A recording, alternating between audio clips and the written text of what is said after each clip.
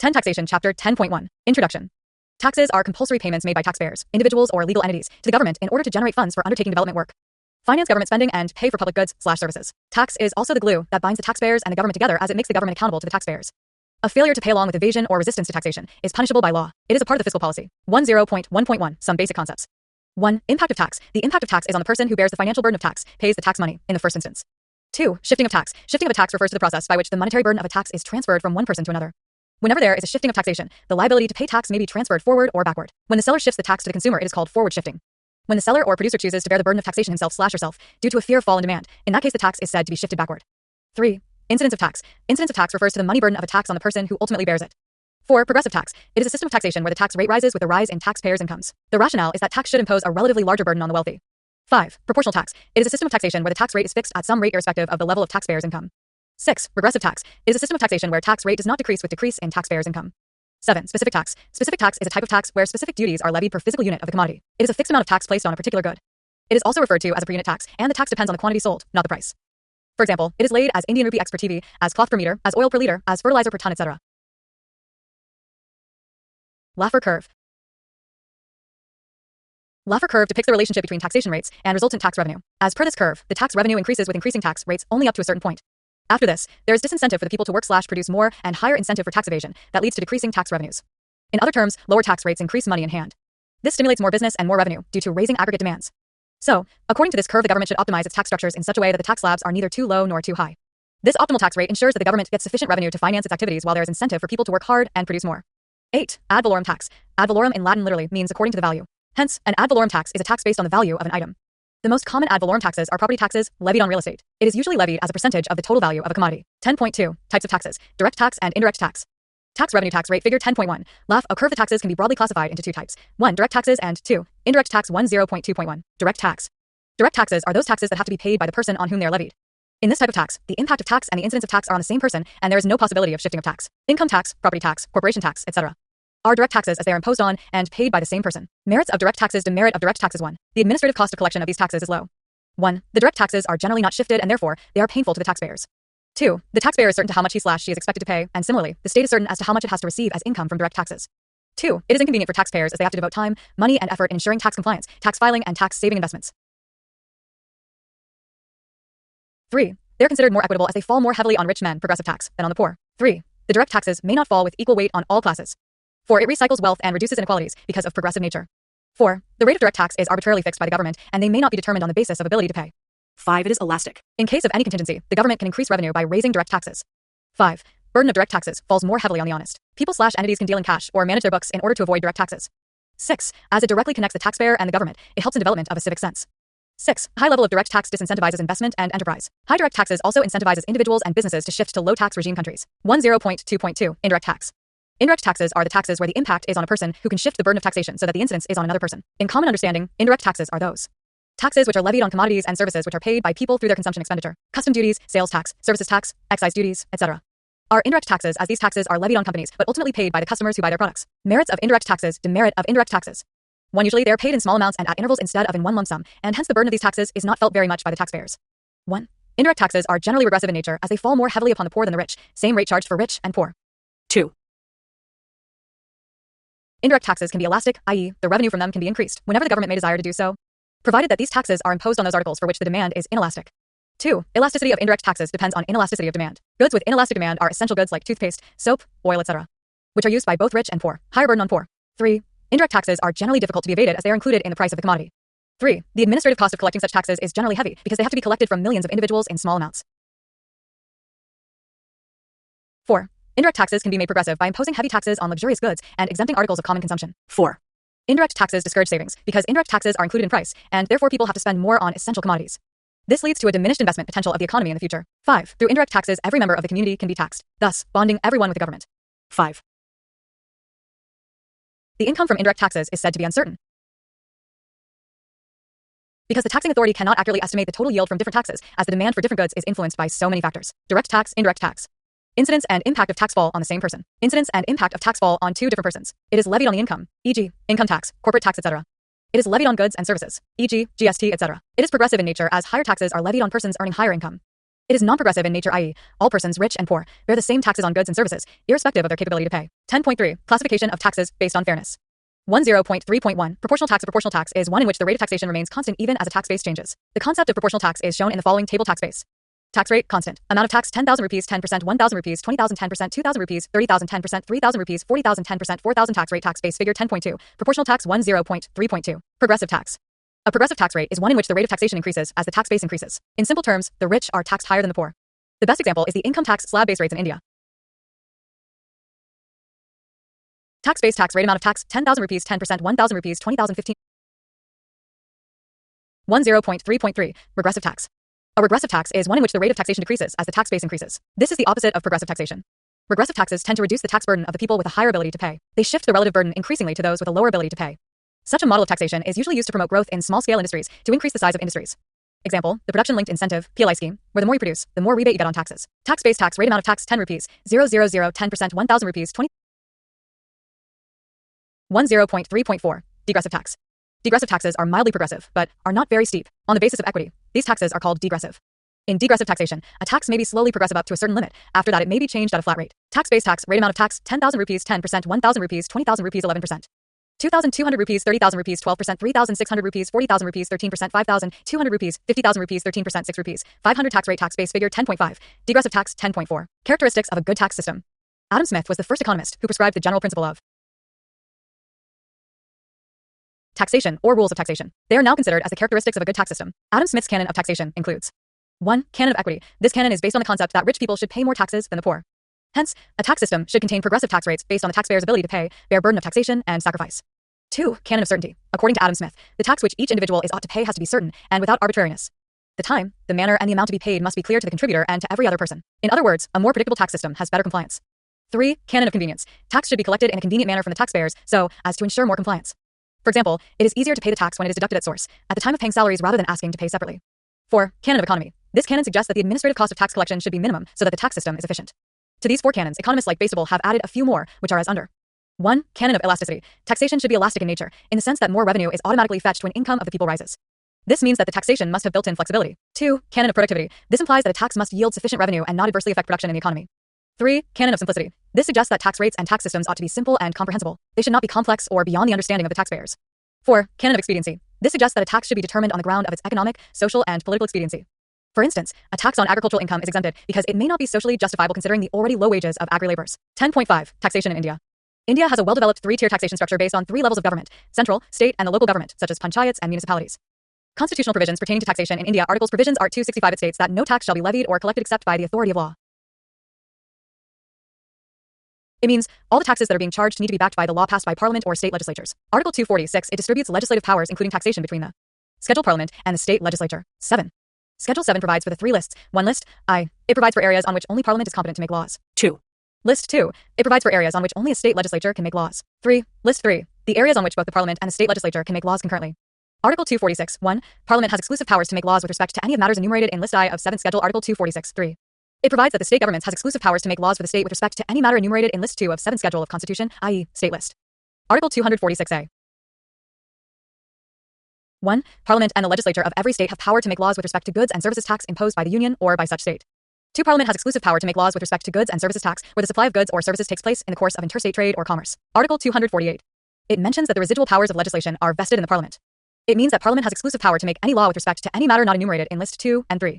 Important taxes within Union jurisdiction, as specified in List I of the 7th Schedule of the Indian Constitution, include 1. Income tax other than agricultural income. 2. Duties of customs including export duties. 3. Corporation tax. 4. Estate duty in respect of property other than agricultural land. 5. Taxes other than stamp duties on transactions in stock exchanges and future markets, as of 1, 2, 3, 4, 5, 6, 7. Important taxes within state jurisdiction, specified in List 2 of the 7th Schedule of the Indian Constitution, include land revenue taxes on agricultural income, taxes on lands and buildings, taxation on the consumption of sale of electricity, tolls, taxes on luxuries, on entertainments, amusements, betting and gambling, stamp duty. 6. Taxes on the sale or purchase of newspapers and on advertisements published therein. 7. Taxes on sale or purchase of goods other than newspapers, where such sale or purchase takes place in the course of interstate trade or commerce. 8. All residuary types of taxes are not listed in any of the 3 lists of 7th Schedule of Indian Constitution. 8. Taxes on vehicles suitable for use on roads. 73rd and 74th Constitutional Amendment Acts have provided enabling provision for panchayats and municipalities to levy taxes. As per discretion of a state, it may by law authorize a panchayat or municipality to levy, collect, and appropriate taxes, duties, tolls, etc. Few important taxes in India: direct tax, indirect tax. Income tax, corporate tax, capital gain tax, wealth tax, custom duty, stamp duty, GST, central GST, state GST, integrated GST 10.6. Important direct taxes in India 10.6.1. Income tax. Income. Under the Schedule 7 of the Constitution of India, the Union government has the power to levy a tax on any income other than agricultural. The government imposes a tax on taxable income of all persons in India who are individuals. Hindu undivided families, HUFs, companies, firms, LLP, association of persons, body of individuals, local authority, and any other artificial juridical person. 10.61.1. Income tax slabs.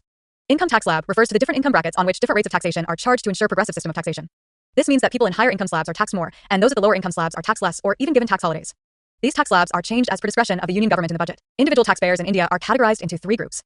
1. Individuals below the age of 60 years, including residents as well as non-residents. 2. Resident senior citizens above 60 years, but less than 80 years of age. 3. Resident super senior citizens above 80 years of age. Alternate simplified tax slabs, introduced in Budget 2020, is for those people who do not claim any exemptions. The latest tax slabs as per Budget 2023 to 2024 is given below. Apart from above taxes, there are 1. Health and education cess of 4% on all income tax. 2. Surcharge on super rich individuals earning over 50 lakhs annually. 10.6.1.2. Cess and surcharge. A cess is a tax on tax levied by the central government for a specific purpose. Usually, cess is expected to be levied till the time the government gets enough money for that specific purpose. For example, a cess for financing primary education. The education cess is to be spent only for financing primary education and not for any other purposes. Surcharge is an additional charge imposed on the tax already being levied. Generally, surcharge is levied for a certain period of time. Surcharge is not tied to any specific usage. For instance, surcharge is levied on super rich in India at following rate: WEF April 1st, 2023 income rate 50L to 1 CR, 10% 1 CR, 2 CR 15% 2 CR, 5 CR 25% above 5 CR, 25%. Current and proposed tax slabs. Tax rate: current income slab, proposed income slab. Budget 2024 to 25. Nil up to 3 rupees, lakh up to 3 rupees, lakh 5%, 3 rupees, lakh to 6 rupees. Comparison between tax, cess, and surcharge. Tax, surcharge, cess. Collections go into the Consolidated Fund of India directly. Collections go into the Consolidated Fund of India directly. Collections go into the Consolidated Fund of India directly. The collected fund can be used for any purpose. The collected fund can be used for any purpose. The collected fund can be used only for the specific purpose. Revenue is part of the divisible pool and is shared by the Union government and the state government. Not part of the divisible pool, no such sharing. Not part of the divisible pool, no such sharing. Taxes are mandatory contributions levied on individuals or corporations. On. Surcharge is imposed the tax payable or the total value of service. Usually, cess is calculated on the tax amount, but some cess, like Krishi Kalyan cess, are calculated on the total value of service. 10.6.2. Corporate tax. Tax in corporate tax is a direct tax paid by the companies registered under Companies Act in India. It is based on the net profit that the company makes in a financial year. The rate at which the tax is imposed, as per the provisions of the Income Tax Act 1961, is known as the corporate tax rate. Both domestic as well as foreign companies are country. A domestic company is taxed on its universal income, but a foreign company is only taxed on the income earned within India. 10.6.3. Wealth tax. Wealth tax is a direct tax based on the current market value of assets that one 2017 owns. As per the Indian tax laws, every individual and Hindu undivided family, HUF, whose net wealth, assets less liabilities, exceed 30 Indian rupees lakhs were required to pay wealth tax. The wealth tax was abolished from Union Budget 2016. 10.6.4. Minimum alternate tax, MAT.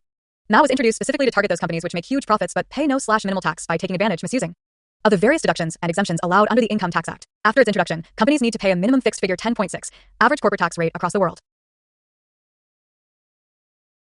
Percentage of their profit as MAT. MAT is payable under the Income Tax Act 1961. MAT is applicable to all companies, public, private, and foreign companies operating in India. 10.6.5. Dividend distribution tax, DDT. DDT is a tax levied on dividends distributed by companies out of their profits among their shareholders. The DDT is taxable at source and is deducted at the time of the distribution. With effect from the assessment year 2021 to 22, a domestic company is not required to pay dividend distribution tax on any amount declared, distributed, or paid by such company by way of dividend. Also, the dividend received from domestic company is now taxable in hands of the shareholders of the company. 10.6.6. Capital gains tax. Capital gains are the profit made over the purchase and sale of a capital asset. The gain is arrived at by reducing the purchase price from the sale price. The tax payable on such gain is termed as the capital gains tax. The rate of tax on such gains depends whether the gains made are short-term or long-term. Long-term capital gains tax, LTCG, is the tax levied on capital assets owned for more than 36 months at the time of sale. However, the duration is 12 months for certain assets like equity mutual funds, zero coupon bonds, etc. Short-term capital gains tax, STCG, is the tax on profits earned from capital assets that are held for 36 months or less. However, there are some exceptions to this segregation. For example, in case of land, building, house, etc. properties, the span is 24 months. Thus, if such assets are owned for a duration of 24 months, they would be treated as long-term capital assets and taxed accordingly. The profit from the selling of shares that have been held for up to 12 months is referred to as a short-term capital gain on shares. The gain is considered a long-term capital gain if the shares are held for longer than a year. 10.7. Indirect tax in India. Perhaps the most important indirect tax in India is the goods and service tax, GST. We will discuss GST in detail in section 10.8. Other important indirect taxes in India are articles. Provision related to GST in the Constitution Article 269A central, state, and integrated GST have been defined. It also discusses how the revenue is shared between center and the states. Article 246A. 1. Parliament and the legislature of every state have power to make laws with respect to goods and services tax imposed by the union or by such state. 2. Parliament has exclusive power to make laws with respect to goods and services tax where the supply of goods or services takes place in the course of interstate trade or commerce. Article 279A. Provides for the establishment of GST Council. Taxes that were subsumed under GST state tax, central tax. 1. State value-added tax/sales tax. 2. Entertainment tax, other than the tax levied by the local bodies. 3. Octroi and entry tax. 4. Purchase tax. 5. Luxury tax. 6. Taxes on lottery, betting, and gambling. 1. Central excise duty. 2. Additional excise duty. 3. Service tax. 4. Additional customs duty, countervailing duty. 5. Special additional duty of customs. 10.7.1 Custom duty. Duty. Custom duty is an indirect tax applicable on goods transported across international borders. Hence, it can be divided into import duty and export custom duty is defined under the Customs Act, 1962. The Central Board of Excise and Customs, CBEC, a division of the Department of Revenue of the Ministry of Finance, administers the custom duty. Import duties are not levied on a few goods including life-saving drugs/equipment, fertilizers, food grains, etc. to keep their costs at lowest possible level for the welfare of the people. 1.0.7.1 Types of custom duty. 1. Basic custom duty. It is applicable on most imported goods. The custom duty rates may be standard or preferential as per the source of import, based on trade agreement with the source country. 2. Countervailing duty. CVD is an additional customs duty imposed on imported products to neutralize unfair advantages enjoyed by these products due to benefits like export subsidies and tax concessions in the country of their origin. This promotes a level playing field for the domestic industries. The WTO permits countervailing duties after the importing nation has conducted an in-depth investigation into the subsidized imports. 3. Anti-dumping duty. It is a protectionist tariff that the domestic government imposes on foreign imports that it believes are priced below fair market value. It reduces the dumping of goods whose prices have been artificially lowered into the domestic market. 4. Safeguard duty. It is a temporary relief provided when imports of a product increase unexpectedly and threaten the existence of domestic players of similar products. For example, India from time to time imposes safeguard duty on import of solar cells and modules from China, Thailand, Vietnam, etc. 10.7.2 Central excise duty. Central excise duty is an indirect tax levied at union level on goods manufactured in India. It is a kind GST levied on value addition. Stage of value addition cost taxation. 5. Value addition was 50 rupees, bread made into of indirect tax which a retailer or an intermediary collects from consumers and then pays to the government. After the introduction of the GST regime in India, the central excise duty got majorly subsumed under it. However, it is still levied on some products like petroleum, etc. The authority responsible for collection of central excise duty is the Central Board of Excise and Customs, CBEC. Excise duty on alcohol, alcoholic preparations, and narcotic substances is collected by the state government and is called state excise duty. 10.7.3 Sales tax. Sales tax is a form of indirect tax imposed in the sale and purchase of goods within India. It is an indirect tax as the seller of the goods can recover sales tax from the purchaser. Sales tax is charged at both the levels of government viz. State and union, however collected by states. After the introduction of the GST regime, sales tax has been subsumed under it, except for some exemptions like alcohol, etc. 10.7.4 Service tax. Service tax is a form of indirect tax charged by the government of India on specific service transactions carried out by the service provider. It is indirect in the sense that it is the final consumers, not the service provider, who had to pay the service tax. Service tax was introduced under the Finance Act, 1994, and as of now has been subsumed under the GST regime. 10.7.5 Value-added tax. Value-added tax, VAT, is a type of indirect tax levied on goods and services for value added at every point of production or distribution cycle, starting from raw materials and going all the way to the final retail purchase. Under VAT, the amount of value addition is first identified as each stage, and then tax is levied on the same. The end consumer has to pay the complete VAT, while the buyers at earlier stages of production receive reimbursements of tax they had paid, input tax credit. Similar to sales tax, each state has its own VAT laws for proper implementation and levying. VAT has been, as of now, subsumed under the ambit of GST. 10.8 Goods and Services Tax, GST. Goods and Services Tax is an umbrella indirect, multi-stage, destination-based SGST, consumption-based tax levied on every value addition. Through GST, most of the indirect taxes imposed by the center and the states have been clubbed into one single tax to create one country and one indirect tax. In GST, the tax is levied at the point of sale. In case of interstate sales, both central GST, CGST, and state GST are charged on goods and services. Tax on interstate sales is charged under integrated GST, IGST. Earlier, multiple taxes on goods and services created a complex and confusing tax structure that led to higher cost and inefficiencies. Single tax system is easy to understand for taxpayers as well as for administrators. It has resulted in better tax compliance, broadened the tax base, and promoted formalization of the economy. GST came into effect by the 101st Constitutional Amendment Act 2016 and has been implemented from July 1, 2017. 10.8.1 Products which are not under GST. The following product types and related taxes are not covered under GST. 1. Alcoholic beverages for human consumption. 2. The full range of petroleum products, including crude oil and motor spirits, including aviation turbine fuel, ATF, and high-speed diesel, HSD. 3. Electricity, VAT on petroleum products contributes to nearly 33% of state revenues, and center also earns significant excise duty. Income on the generation of petroleum products from crude oil. In many states, the revenue from state excise taxes imposed on alcohol brings in 25% of total revenue. These are large sources of state revenue, so were not included in the GST regime initially. 10.8.2 Key concepts of GST. GST is a comprehensive, multi-stage, destination-based tax levied on every value addition. These key terms are discussed below. 1. Multi-stage. There are multiple change of hands an item goes through along its supply chain from manufacturer to final sale to the consumer. Let us consider the following case. A. Purchase of raw materials. B. Production or manufacture. C. Warehousing of finished goods. D. Sale to wholesaler. E. Sale of the product to the retailer.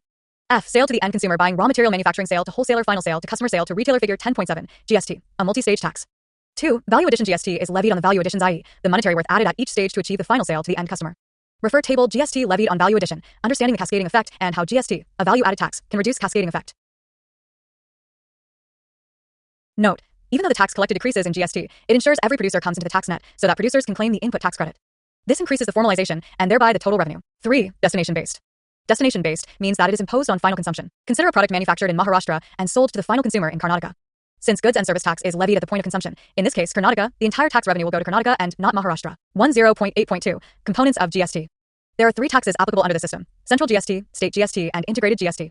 1. CGST, collected by the central government on an intrastate sale, e.g., transaction happening within Maharashtra. 2. SGST, collected by the state government on an interstate sale, e.g., transaction happening within Maharashtra. 3. IGST, collected by the central government for interstate sale, e.g., Maharashtra to Tamil Nadu. 10.8.3. Tax structure after GST.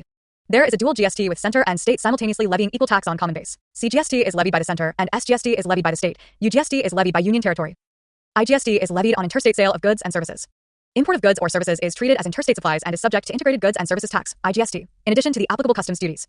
GST sale within same state/union territory, SGST/UTGST, IGST, CGST, interstate sale, figure 10.8.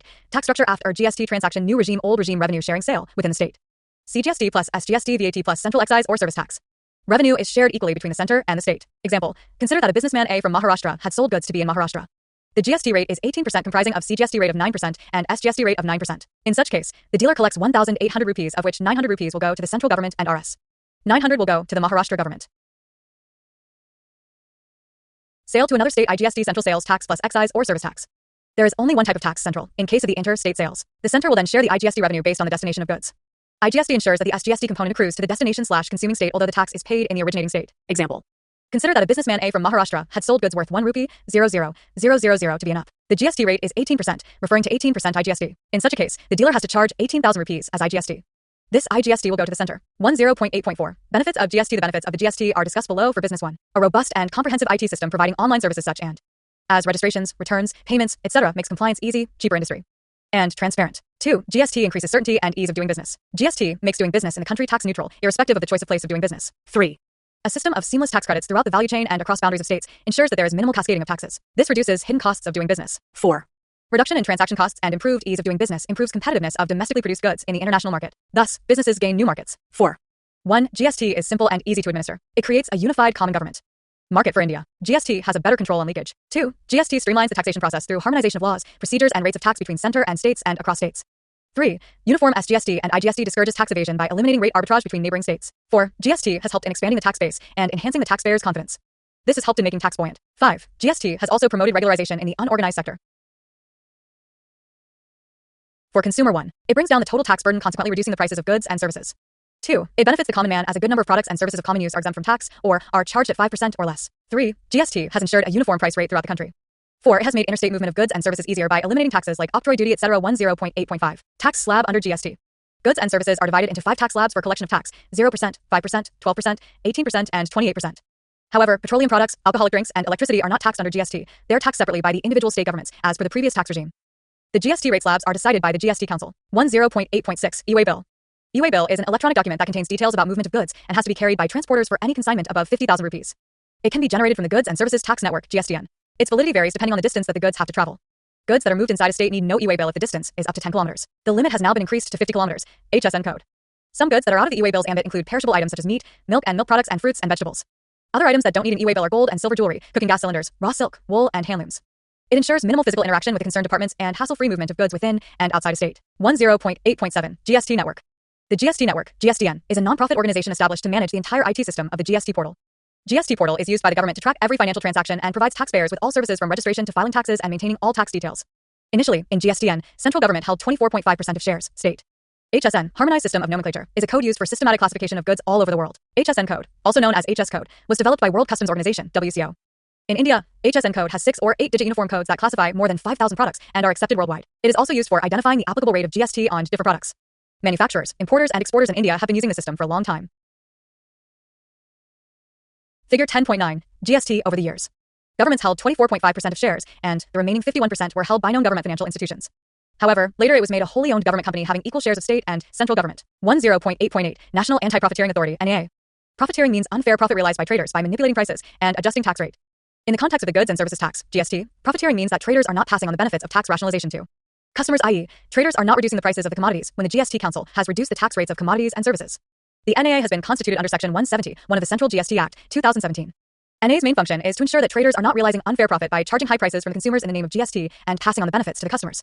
The responsibility of the NAA is to examine and check profiteering activities and recommend punitive actions, including cancellation of licenses.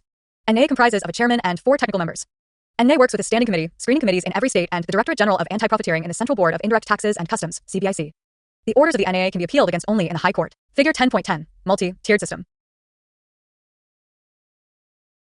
Application by Consumer Investigation of Profiteering Director General of Anti-Profiteering National Anti-Profiteering Authority Adjudication of Profiteering Cases Standing Committee Confi Arms.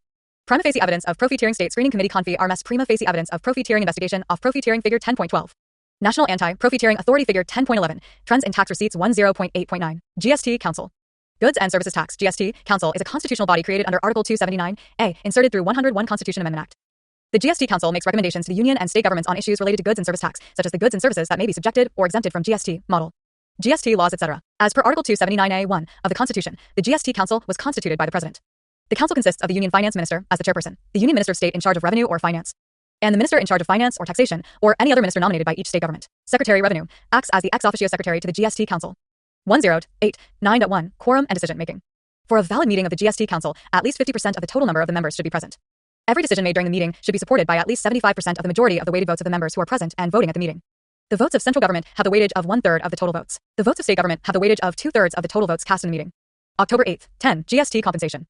As per the GST Compensation to States Act, 2017, states are guaranteed compensation for revenue loss on account of implementation of GST for a transition period of 5 years, July 2017, June 2022. The compensation is calculated based on the difference between the current GST revenue of states and the projected revenue estimated at an annualized 14% growth rate from the base year of 2015 to 16. Any shortfall has to be compensated from the receipts of compensation cess imposed on selected commodities that attracted GST of 28%. At present, the cess levied on sin and luxury goods, such as tobacco, pan masala, aerated water, certain automobiles, etc., flow into the compensation fund. States are demanding continuation of GST compensation for states beyond June 2022. Pandemic caused a slowdown in economic activities, resulting in reduced GST collections. Further, expenses of states increased on account of more expenditure on health, income support for vulnerable sections, and other subsidies during the pandemic. There were also instances of delay in payment of compensation from center to state. According to Ministry of Finance, as of April 2022, compensation of 78,704 Indian rupees crore was pending for the year 2021 to 22, due inadequate balance in the compensation cess collections fund. All this has put stress on the state's finances. However, no decision has been taken on extension of GST compensation till April 2022.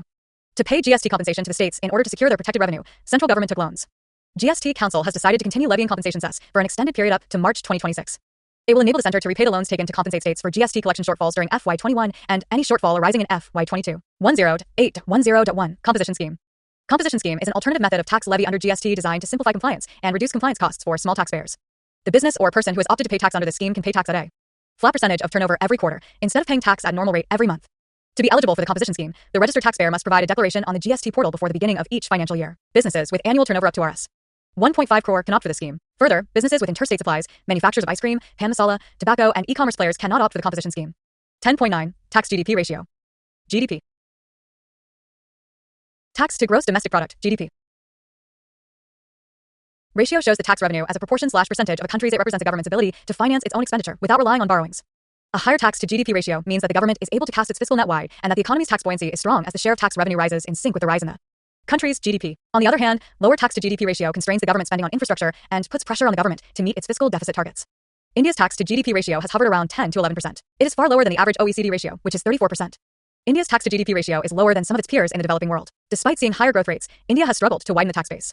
Low formalization, large number of exemptions, low per capita income, and high tax evasion has been cited as reasons for low tax to GDP ratio in India. 10.9.1 Income tax payment in India. Case study. Income tax data shows that 7.4 crore people filed income tax returns in 2022 to 23, of which 5.16 crore people, or 70%, had zero tax liability. This means that just 2.24 crore people paid income tax in 2022-23, which works out to just about 1.6% of the total population in India. Figure 10.13, income tax return filing increasing, but most are not paying tax. 10.10, reforms in tax administration. 1. Faceless assessment scheme 2020. Faceless assessment scheme is based on the idea that automated random allocation of cases across income tax teams with dynamic jurisdiction and elimination of face-to-face contact between the income tax authorities and the taxpayer can lead to an efficient, non-discretionary, unbiased single-window system of assessment. It establishes a National Faceless Assessment Center, NFAC, in Delhi, headed by Principal Chief Commissioner of Income Tax, as the sole point of contact between the Income Tax Department and the taxpayer. All notices or communications to and from the taxpayer and internal communications related to assessment process within the department are routed through the NFAC. 2. Taxpayers Charter.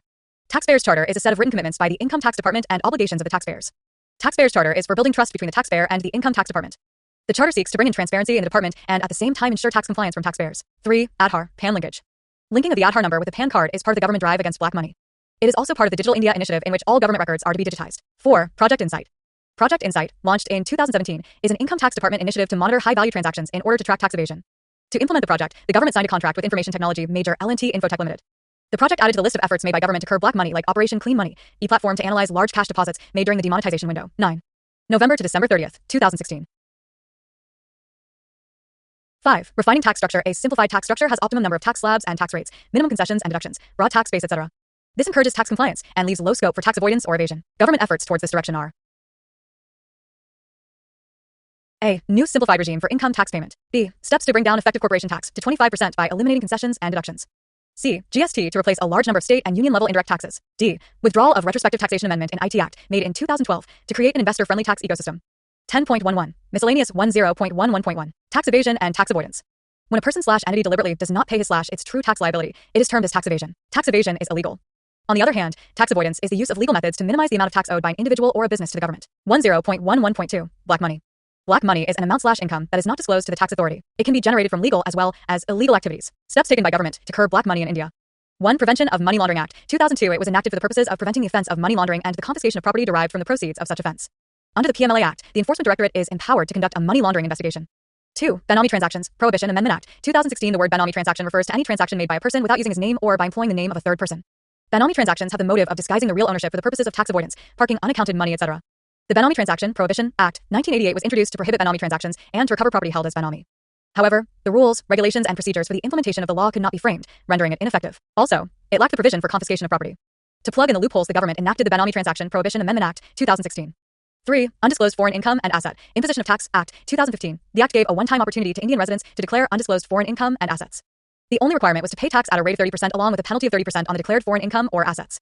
In case of non-declaration, the provisions included slapping of tax at the rate of 30% along with a penalty equal to 3 times the amount of tax evaded or 90% of the undisclosed income or the value of the asset. The act provides for punishment of jail for 3 to 10 years for the willful evasion. 4. Income Declaration Scheme, 2016. It was launched to give an opportunity to people with unaccounted income or assets to come clean by paying 45% tax on such wealth. 10.11.3. Digital Service Tax. Digital service taxes, DSTs, are taxes imposed on multinational firms based on their digital activities in a particular jurisdiction. The central government, in its Finance Bill of 2020-21, imposed a 2% digital service tax on trade and services by non-resident e-commerce operators with a turnover of over 20 million rupees or more. DST expanded the scope of equalization levy, introduced in 2016, that only applied to digital advertising services. Austria, Italy, Spain, Turkey, UK, etc. too have adopted a digital services tax regime apart from India. The US has objected to digital services taxes, stating that they are against tech companies like Apple, Amazon, Google, and Facebook. 10.11.4. Transfer Pricing and Advanced Pricing Agreement. Transfer Pricing and Advanced Pricing Agreement. Transfer pricing is a practice of accounting and taxation in cases where goods or services are sold/bought between related legal entities, may be situated in different countries. Within an enterprise, it ensures that the transaction between related parties is at a price that would be comparable if the transaction was occurring between unrelated parties.